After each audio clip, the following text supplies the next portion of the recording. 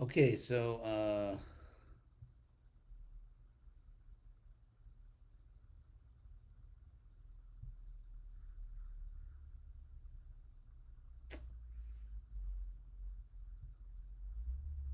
let's see.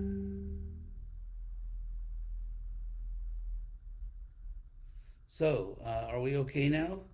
Perhaps Nanda Leela can tell me if it's okay now. If not, sorry for this technical problem. Apparently it was okay, but I got a message on my computer. Okay, so I apologize for that interruption, and hopefully we will be on our way again. So I just wanted to the word dosha in Sanskrit, which is not like the in other branches of Indian culture. They have the word dosha. This is something different. It means a fault, a vice, a sin, a, a wickedness, a sinfulness. Okay, I will. Nandali will let me know if something goes wrong. Thank you. So, because of their wickedness, that person will go down. So the next verse is Krishna says.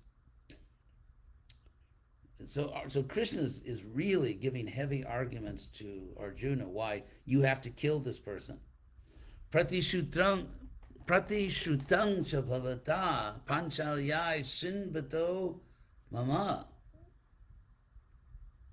which means you promised Draupadi. Panchali is Draupadi. So Panchalyai means unto Panchali, unto Draupadi. Shinbato mama, I was listening. Krishna says, I was listening when you made a promise to Panchali. Aharishe shirastasya, I will take off his head. I heard you say that. I heard you promise that to Draupadi. Aharishe shirastasya jaste manini putraha. Manini, here addressing Draupadi, Arjuna addressed Draupadi as Manini, means like, oh, most respectable lady, most honored lady. I will take off the head of this person who is Putraha, the killer of your children. So Krishna says, I heard you promise that to Draupadi. So what are you doing? And we'll go to the next one, try to keep the rhythm here of what's going on. Tadasau vadyatang papa. Atatai atma bandhuha. Bhartuscha vipriyang vira. Kritavan kula pansana. So here Krishna calls Ashwatthama Kula Pangsana, which Prabhupada translates as the burnt remnants of his family. I'm going to tell you what Pangsana literally means. Pangsana means defiling, vitiating, disgracing. So literally it means he's the disgrace of his family. He has defiled, he has polluted his family. He's the wicked one of his family, contemptible. That's what Pangsana means. So basically, he's an evil person that he has disgraced his family. And so Vadyatang, Papa, means let this sinner be killed. It's the passive imperative form for those of you who are grammar people. It's the passive imperative. Let this sinner be killed. This atatai, this aggressor who kills his own relatives. Bhartu is because, of course, Drona was the guru of the Pandavas, and therefore there was a special relationship between Dronacharya's family and the Pandavas family. So he's someone who is just killing his own inner circle. Bhartusha vipriyang vira. And Kritavan, and who also has done something which was displeasing to his own master, because his master was Duryodhana, which shows that Ashwatthama was really twisted, because he was supposed to be a Brahmin. Of course, his father also, they're supposed to be Brahmins. So what are they doing on the battlefield? What are they doing on the battlefield if they're supposed to be Brahmins? They take the honor given to Brahmins, but then they want to have the privileges of Kshatriyas. So you can see how Kali Yuga is coming. People are not following the rules, and it's creating hell. So, therefore, Ashwatthama degraded himself by taking as his master or his employer almost, because Bharata, here we have the genitive form Bhartus of the master, but it means literally the one who maintains you. It's just like, for example, a husband is supposed to maintain. This is actually sort of an insulting word here because that Krishna is using a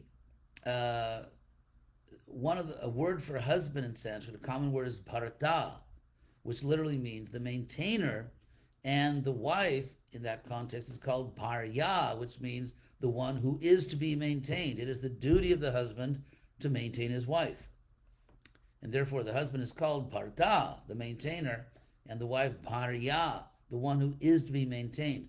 So to call Ashwatthama here, the so-called Brahmana, to call him to say that your master, your maintainer is Duryodhana is, of course, insulting. And it shows how his life was completely twisted because he was taking money, he was taking support and serving the interests of someone in a lower caste who was actually an evil person, Duryodhana. And even that person you couldn't please. Even Duryodhana. This is very significant. Duryodhana is actually an asura. Duryodhana was a bad person. And yet, he says you couldn't even please him. You are so out of control, that Ashwatthama is so out of control. He became so wicked. He even displeased Duryodhana, who was the architect of all kinds of evil. And yet even Duryodhana was disgusted by his acts. So that's the idea here. Bhartuscha vipriyam. Priya means pleasing, and vipriya means displeasing. So Bhartuscha vipriyam vira kritavan, that's what he did. Kula pangsana, the disgrace of his family. The disgrace of his family. And which probably translates the burnt remnants of the family. So Krishna said all that. He's saying, Badyatam, he said, let him be killed. So Sutta Vacha, now Sutta says, Evam parikshita dharmang partha krishnena chodita. Thus impelled or thus encouraged, more than encouraged. Chodita means not simply encouraged, but pushed, like Krishna's really pushing him forward. Chodita means driven, impelled, incited. Krishna is inciting Arjuna. He's pushing him to do this. He's driving him forward. That's what Chodita is. Now, those of you who know the Gayatri Mantra will recognize the word Chodita, which occurs there in the form of Prachodita. Anyway, Prachodita. So Chodita, Krishna is inciting him, pushing him to do that, to do the right thing. So Krishna is inciting him, pushing him, and Krishna, who is parikshita dharmam. Pari means around in sense, like peri in English, periscope, perimeter.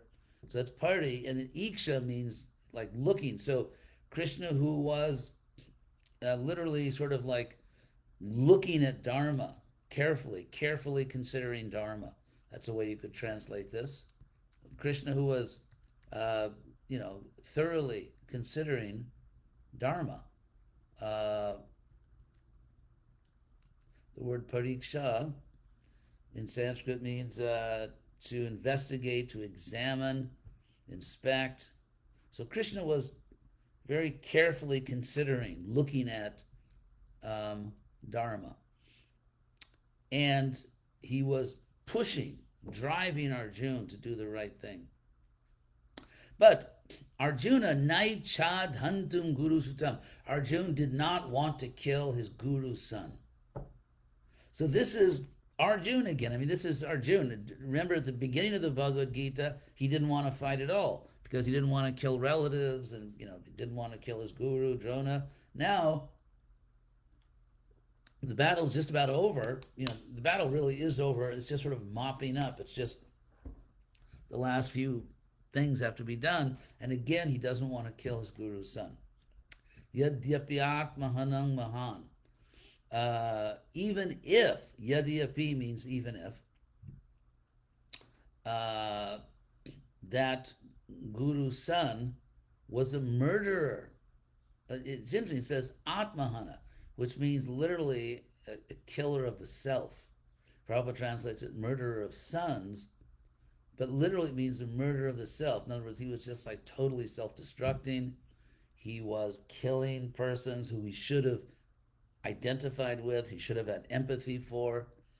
So even the word atmahanam is very interesting here. But anyway, yadyapyatmahanam mahan, because Arjun was great.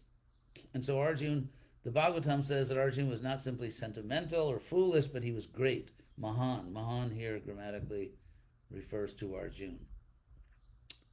So, Ato Petya Swashibiram Govinda Priya Sarati. So Arjuna, for whom Govinda is his dearest, is the dear one, Govinda Priya, and Sarati, and also Govinda is his chariot driver. It's very interesting because you could say that Krishna on the battlefield of Kurukshetra is acting like Narayan and so on, but those who actually understand our philosophy know that it's still Krishna. There's only one God. And so here, who is Arjun's chariot driver? It's Govinda, not Narayan. I mean, of course, they're the same person, Narayan, Krishna. There's one God. But even on the chariot, even driving Arjuna's chariot, it is Govinda. Govinda Priyasarati.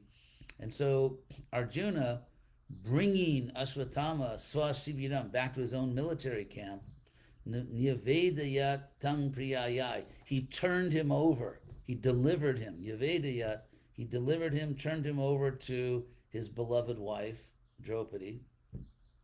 Shochantyat Majan Hatan, who was grieving for her slain sons, Atmajan Hatan.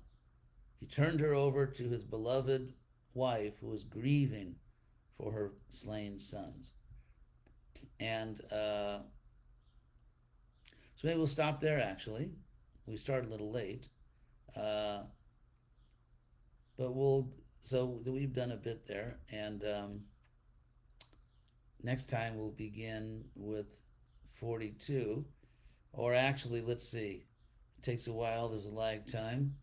Let's see if we get any questions in. So maybe while we give time to Ananda Leela to send the questions in. Okay, questions just came in.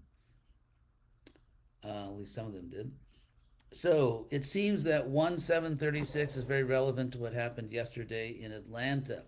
A man called Brooks fell asleep in a drive-thru and held up the line, so the police were called. They confirmed he was drunk. He ran with their taser, and according to witnesses and video surveillance, the officer shot him.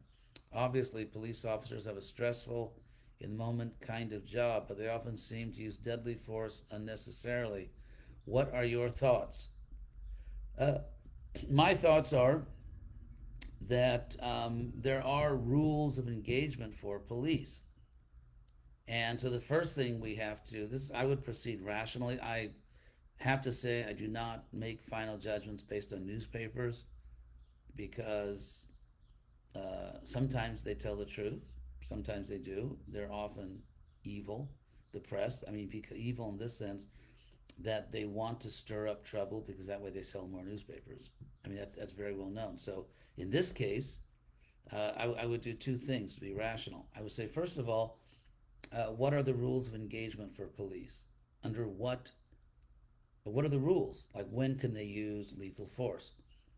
Then number two, I would say, are those rules of engagement fair? Are they unfair? In other words, do they give the police too much freedom to use lethal force? So number one, what were the rules of engagement for the police? Number two, are those rules fair?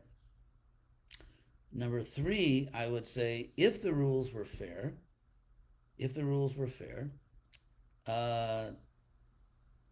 did that officer follow the rules? If not, then he acted criminally and has to be punished. Uh, if the rules are unfair, so you can see, uh, I'm not saying that the man who was killed was not a victim. I'm not saying there was not a police murder.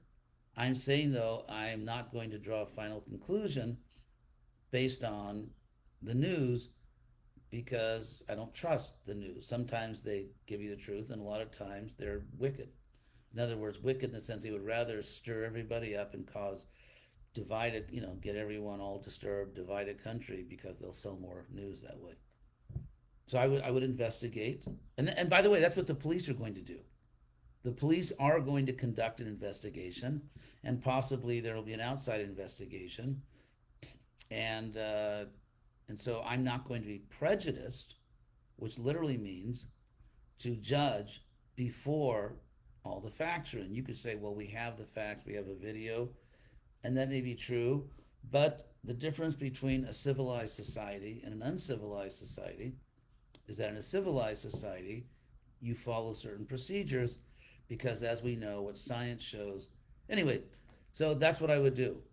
It may seem that there's very strong evidence that there was police brutality, murderous police brutality, and if that's the case, then that's the case. But I'm going to wait for an objective, thorough report by the authorities, and my judgment will be based on that.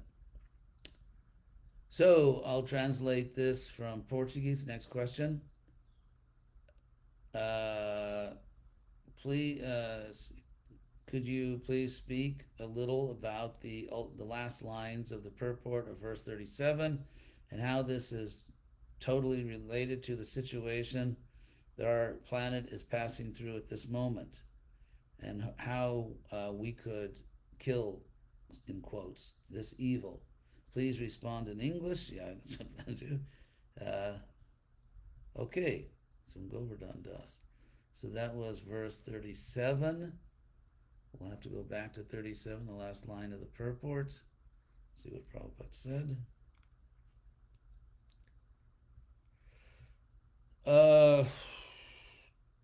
The material world is itself a place always full of anxieties, and by encouraging animal slaughter, the whole atmosphere becomes polluted more and more by war, pestilence, famine, and many other unwanted calamities. Yes, there's no question. Animal slaughter. Um, yeah, to think that a country can kill millions, if not billions, of innocent creatures and this won't come back to them is, of course, absurd. So, yeah, nature herself, Bhumi, you could say, is revolting against a wicked civilization. A civilization which, in some ways, is good and in some ways is wicked. And so, nature, Bhumi herself, is revolting against this, and there's so much trouble. So, there's more questions. Okay, I'll translate from Spanish. One of the qualities of Krishna is his omnipotence, which in the dictionary, in the most authoritative Spanish dictionary, means who can do everything. And it specifies that this is an exclusive attribute of God. Can we infer then that Krishna can improve himself? This is one of those trick questions, I mean, there's a whole group of these questions. Can he improve the administration of education and justice in the material world, making it suave, softer, making it, maybe kinder, let us say? Uh, can it be that in the constant increase of his unlimited pleasure, there are arising new expansions and incarnations? um,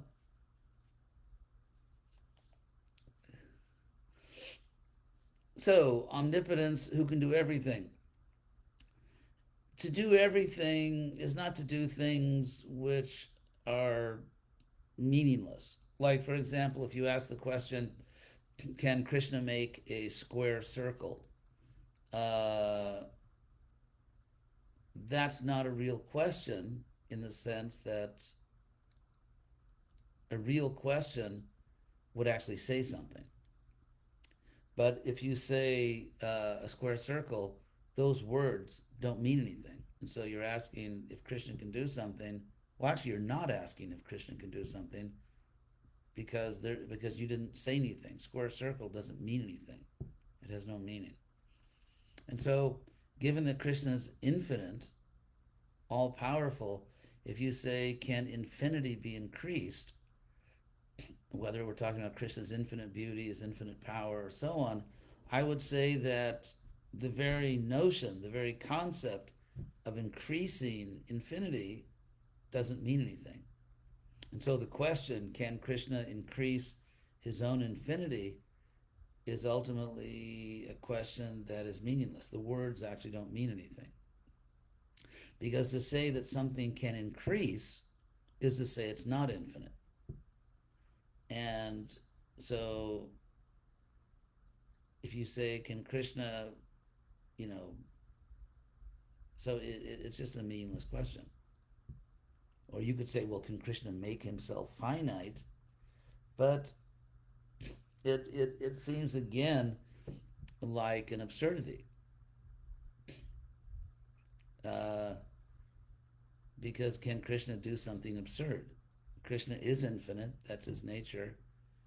And so to be omnipotent means that you have all power, but it doesn't mean that, well, can you do absurdities or meaningless things? So, of course, this would be a very long philosophical discussion, but ultimately, I think in the realm of philosophy, it's people understand that it really, yeah, that it's not really a meaningful question. So, one more question I'll translate from Spanish. Ashwatthama finally was punished, but he didn't die. He is one of those, here's the question, is he one of those Chirangivas at like Hanuman, Vyasa, Parashuram, etc., that live for a very long time? What is the sense of that blessing? Ashwatthama does Ashwatthama have a role reserved for the future? First of all, there is a body of statements or claims which is, as far as I know, are not really in Shastra. As far as I know, if they are in Shastra, someone please send me that information. But so Chidang Jiva, Chidang means for a very long time, or and Chidang Jivas means living for extraordinarily long time. So Hanuman, Vyasa, for example, we heard that Vyasa is still in this world, or Parashuram, or Hanuman. I'm not sure what the evidence is for that. I'm not sure if that's sort of a legend from the Vaishnav community or the Hindu community in India, or whether we have Shastra that says that that's the case. So if someone knows, please send me the information. As far as Ashwatthama, we've also heard that he wanders. We're going to read the story and actually see what becomes of him. But again, I tend to focus on what's actually in the Shastra. And there's a huge body of other claims. I don't know, you can call them legends or whatever. I mean, among devotees, they say so many things that they've heard or someone said, and these things are not in Shastra. So I tend to focus on Shastra because Prabhupada said that's the highest authority. Okay, so thank you all very much. I'm sorry I cut it off in the middle there. I hope I didn't lose anybody because I got an error message and I made the terrible mistake of responding before finding out from Ananda Leela what was really going on. So thank you all very much. I hope I answered all the questions. I'm not seeing any more questions there. Well, here's one. Let's see. when too many problems arose. Which I had it and I just lost it. It's kind of, what do we do when we have too many problems? I apologize. I was reading it and then it just suddenly vanished. So I'll try real quickly to find it. If I can't, I'm sorry, I didn't answer. Let's see. When we have too many problems, I would say I couldn't read the rest of it because it vanished here. If we have too many problems in Krishna consciousness, we have to become more serious. We have to really take shelter of Krishna. Krishna is always more powerful than Maya. Krishna is always merciful. So if we have problems, we just have to